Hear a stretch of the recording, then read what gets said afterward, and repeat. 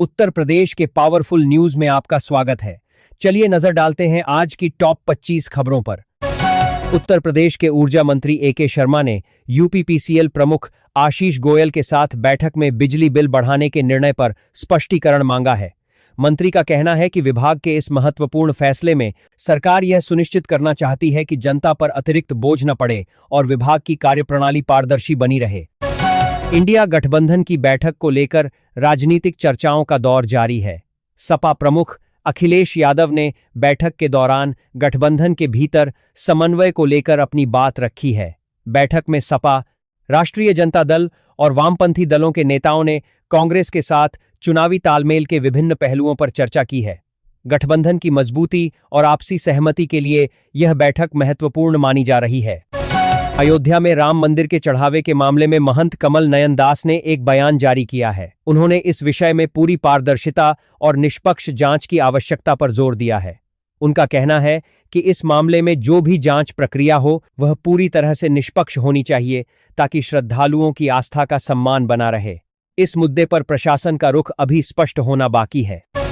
वाराणसी के एक छात्रावास में नर्सिंग की 19 वर्षीय छात्रा के निधन का दुखद मामला सामने आया है। पुलिस और फॉरेंसिक टीम मौके पर पहुंचकर मामले की गहन जांच कर रही है। घटनास्थल से कुछ दवाइयां भी बरामद की गई हैं। फिलहाल पुलिस इस बात की पुष्टि कर रही है कि यह किन परिस्थितियों में हुआ है। किसी भी निष्कर्ष पर पहुंचने से पहले पुलिस आधिकारिक पोस्ट मॉर्टम रिपोर्ट का इंतजार कर रही है। पूर्व सांसद और भाजपा नेता बृजभूषण शरण सिंह ने राम मंदिर चढ़ावे से जुड़े हालिया विवाद पर एक संक्षिप्त टिप्पणी की है। उन्होंने कहा है कि वे इस संवेदनशील विषय पर कानूनी और आधिकारिक प्रक्रिया के पूरे होने का इंतजार करेंगे। उनका यह बयान मौजूदा राजनीतिक और सामाजिक परिस्थितियों के प्रति उनकी सावधानी को दर्शाता है। वे इस मामले में तथ्यों के आधार पर ही कोई और टिप्पणी करना उचित समझ रहे हैं। योगी सरकार ने 3 तलाक से प्रभावित महिलाओं के पुनर्वास के लिए एक नई पहल की है। इसके तहत उन्हें सरकारी आवास और आयुष्मान भारत स्वास्थ्य योजना का लाभ प्रदान करने की योजना है। सरकार का उद्देश्य इन महिलाओं को मुख्य धारा से जोड़ना और उन्हें सामाजिक सुरक्षा प्रदान करना है। समाज कल्याण की दृष्टि से इस योजना को एक सकारात्मक कदम माना जा रहा है। उत्तर प्रदेश विधानसभा चुनाव 2027 की तैयारियों को लेकर बहुजन समाज पार्टी ने सक्रियता बढ़ा दी है। पार्टी ने दलित और ओबीसी समुदायों के बीच संवाद स्थापित करने के लिए विशेष भाईचारा कमेटियों का गठन किया है। जिला स्तर पर इन कमेटियों की रिपोर्ट के आधार पर पार्टी अपनी चुनावी रणनीति को अंतिम रूप देने का प्रयास कर रही है। फिरोजाबाद के रामगढ़ थाना क्षेत्र में पुलिस ने एक व्यक्ति को हिरासत में लिया है जिस पर नाबालिग बच्ची के प्रति गंभीर अपराध का आरोप है। पुलिस कार्यवाही के दौरान हुई एक घटना में आरोपी के पैर में चोट आई है, जिसके बाद उसे उपचार के लिए अस्पताल में भेजा गया है। कानून व्यवस्था बनाए रखने के लिए पुलिस बल तैनात किया गया है और जांच जारी है। उत्तर प्रदेश में अगले विधानसभा चुनाव को ध्यान में रखते हुए सपा और कांग्रेस के बीच गठबंधन की संभावनाओं पर चर्चा चल रही है। दोनों दलों के बीच सीट बंटवारे के फार्मूले को लेकर शुरुआती दौर की बातचीत हुई है। संभावना है कि जुलाई महीने तक प्रत्याशियों के चयन और सीटों के बंटवारे पर एक अधिक स्पष्ट रूपरेखा सामने आ सकती है। उत्तर प्रदेश में शिक्षा सेवा चयन आयोग के माध्यम से 60,000 शिक्षकों की भर्ती के संबंध में प्रक्रिया शुरू हो गई है। सरकार ने रिक्तियों का विवरण आयोग को सौंप दिया है। इस भर्ती प्रक्रिया के माध्यम से राज्य के विद्यालयों में शिक्षण व्यवस्था को बेहतर बनाने का प्रयास किया जा रहा है, जिससे युवाओं को रोजगार के अवसर भी मिलेंगे। अखरोट जनता पार्टी के संस्थापक अभिजीत दीपके ने शिक्षा प्रणाली में सुधार की मांग को लेकर प्रशासन को अपना ज्ञापन दिया है। उन्होंने अपनी मांगों के पूरा न होने की स्थिति में विरोध प्रदर्शन की बात कही है। प्रशासन का कहना है कि वे सभी प्राप्त थे ज्ञापनों और मांगों का संज्ञान ले रहे हैं और नियमानुसार कार्यवाही करेंगे। बरेली और बुलंदशहर में मौसम के बदलते मिजाज के कारण बुधवार रात तेज आंधी और बारिश दर्ज की गई। आंधी के कारण कुछ स्थानों पर बिजली के खंभे क्षतिग्रस्त हुए, जिससे आपूर्ति प्रभावित हुई। प्रशासनिक अधिकारियों ने मौके का मुआयना किया है और मरम्मत का कार्य तत्परता से पूरा कराया जा रहा है ताकि आम जनता को असुविधा न हो। वाराणसी में एक दुखद मामला प्रकाश में आया है, जहां एक युवक और युवती के बीच निजी कारणों से विवाद हुआ। पुलिस इस मामले में दोनों पक्षों से बात कर रही है और परामर्श देने का प्रयास कर रही है। हम अपने दर्शकों से अनुरोध करते हैं कि ऐसे संवेदनशील मामलों में कानून का पालन करें और किसी भी प्रकार के चरम कदम से बचें। उत्तर प्रदेश पंचायत चुनाव में पारदर्शिता लाने के लिए राज्य निर्वाचन आयोग ने फेस रिकॉग्निशन सिस्टम का प्रयोग करने का निर्णय लिया है। यह तकनीक मतदान के दौरान पहचान की पुष्टि करने में सहायक होगी। इससे फर्जी मतदान की संभावनाओं को कम किया जा सकेगा। आयोग की यह पहल चुनाव प्रक्रिया को और अधिक सुरक्षित बनाने के लिए की गई है। शाहजहांपुर में पुलिस ने चेन स्नैचिंग और चोरी की घटनाओं में शामिल 2 व्यक्तियों को मुठभेड़ के बाद पकड़ लिया है। इस कार्यवाही में एक पुलिसकर्मी को भी चोट आई है। पकड़े गए व्यक्तियों के पास से पुलिस ने बरामदगी की है। पुलिस विभाग का कहना है कि अपराधियों के खिलाफ कड़ी कानूनी कार्यवाही की जाएगी। उत्तर प्रदेश के मेडिकल और डेंटल कॉलेजों में शैक्षणिक माहौल को सुरक्षित और सौहार्दपूर्ण बनाए रखने के लिए राज्यपाल आनंदीबेन पटेल ने निर्देश दिए हैं। उन्होंने सभी संस्थानों में निगरानी सेल का गठन करने को कहा है ताकि किसी भी तरह की अनुचित गतिविधियों को रोका जा सके। यह निर्देश छात्रों की सुरक्षा और संस्थान की गरिमा को ध्यान में रखते हुए दिए गए हैं। इंडिया गठबंधन के नेताओं के बीच सीट बंटवारे और चुनावी रणनीति को लेकर आपसी चर्चा जारी है। समाजवादी पार्टी और कांग्रेस के नेता इस संबंध में विभिन्न स्तरों पर संवाद कर रहे हैं।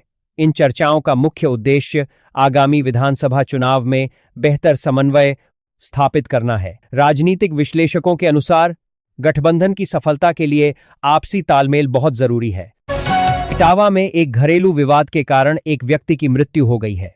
घटना के बाद स्थानीय पुलिस मौके पर पहुंची और आरोपी को अपने कब्जे में लिया। पुलिस ने बताया कि विवाद के बाद आवेश में आकर यह घटना हुई।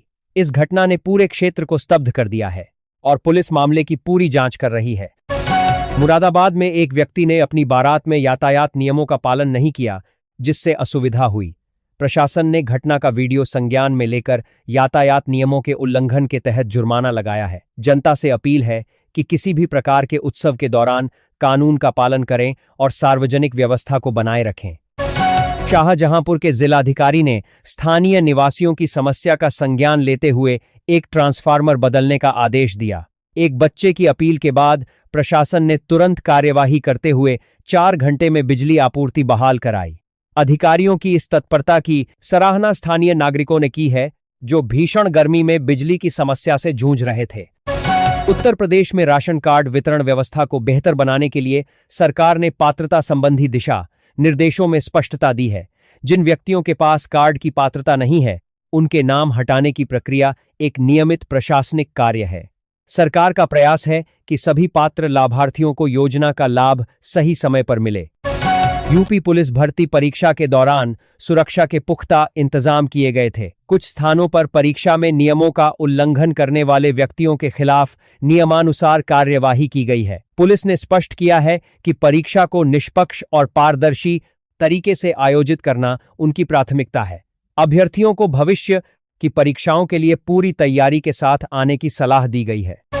केंद्र सरकार ने इथेनॉल मिश्रण के संबंध में अपनी नीति में बदलाव किया है ताकि ईंधन की खपत को नियंत्रित किया जा सके। इस निर्णय से देश की अर्थव्यवस्था पर सकारात्मक प्रभाव पड़ने की संभावना है। सरकार का लक्ष्य है कि आने वाले समय में पेट्रोल और अन्य ईंधन की कीमतों में संतुलन बना रहे और पर्यावरण अनुकूल ऊर्जा को बढ़ावा मिले। मौसम विभाग ने उत्तर प्रदेश के कुछ हिस्सों में अगले 48 घंटों के दौरान आंधी और बारिश की संभावना जताई है। विभाग के अनुसार गर्मी से कुछ राहत मिल सकती है, लेकिन नागरिकों को मौसम के प्रति सावधानी बरतने की सलाह दी गई है। प्रशासन ने भी संभावित प्रतिकूल मौसम को देखते हुए एहतियाती कदम उठाने शुरू कर दिए हैं। अमरोहा में एक महिला के निधन के मामले में पुलिस ने जांच शुरू कर दी है। पुलिस को संदेह है कि इसके पीछे कोई निजी कारण हो सकता है। फिलहाल पोस्टमार्टम रिपोर्ट और फॉरेंसिक जांच का इंतजार किया जा रहा है। पुलिस ने आरोपी की तलाश में टीमें तैनात की हैं और घटना के हर पहलू की बारीकी से जांच कर रही है। संभल में सरकारी विद्यालय की भूमि पर अतिक्रमण की शिकायतों को गंभीरता से लेते हुए जिलाधिकारी ने जांच के आदेश दिए हैं। एक कमेटी का गठन किया गया है जो जमीन की पैमाइश करेगी और रिपोर्ट पेश करेगी। प्रशासन का स्पष्ट मत है कि सार्वजनिक संपत्ति का उपयोग शिक्षा और बच्चों के हित में ही किया जाना चाहिए। प्रधानमंत्री किसान सम्मान निधि योजना के अंतर्गत सभी लाभार्थियों को ई-केवाईसी कराने के लिए प्रेरित किया जा रहा है। यह प्रक्रिया सरकारी रिकॉर्ड में पारदर्शिता सुनिश्चित करने के लिए जरूरी है। किसानों से आग्रह है कि वे जन सेवा केंद्रों पर जाकर अपनी जानकारी अपडेट करवा लें ताकि उन्हें समय पर किस्त प्राप्त हो सके। ग्रेटर नोएडा के टोल प्लाजा पर हुई विवादित घटना का वीडियो पुलिस के संज्ञान में है। टोल कर्मियों के साथ दुर्व्यवहार की घटना को पुलिस ने गंभीरता से लिया है। सीसीटीवी फुटेज के आधार पर उन व्यक्तियों की पहचान की जा रही है जिन्होंने सार्वजनिक स्थान पर व्यवस्था भंग करने का प्रयास किया। कानून को अपने हाथ में लेने वालों के खिलाफ सख्त कार्यवाही की जाएगी। आईआईटी कानपुर ने साइबर सुरक्षा के क्षेत्र में एक युवा प्रतिभा निसर्ग अधिकारी को अपनी तकनीकी टीम में शामिल किया है। यह नियुक्ति इस बात का प्रमाण है कि हमारे युवा तकनीकी क्षेत्र में असाधारण योग्यता रखते हैं। संस्थान उन्हें अपने शोध सुरक्षा कार्यों में अवसर प्रदान कर रहा है, जो देश की साइबर सुरक्षा के लिए एक अच्छा संकेत है। वृद्धा पेंशन योजना के लाभार्थियों के लिए बैंक खाता आधार से लिंक करना एक आवश्यक प्रक्रिया है। यह सुनिश्चित करने के लिए है कि पेंशन सीधे लाभार्थियों के खातों में सुरक्षित तरीके से पहुंचे। पेंशन धारकों से निवेदन है कि वे अपने बैंक में जाकर इसे समय रहते पूरा कर लें ताकि उन्हें पेंशन पाने में कोई बाधा न आए। आज का राशिफल। आज का दिन मेष राशि वालों के लिए सकारात्मक हो सकता है, जबकि अन्य राशि के लोग आज किसी भी कार्य में धैर्य बनाए रखें।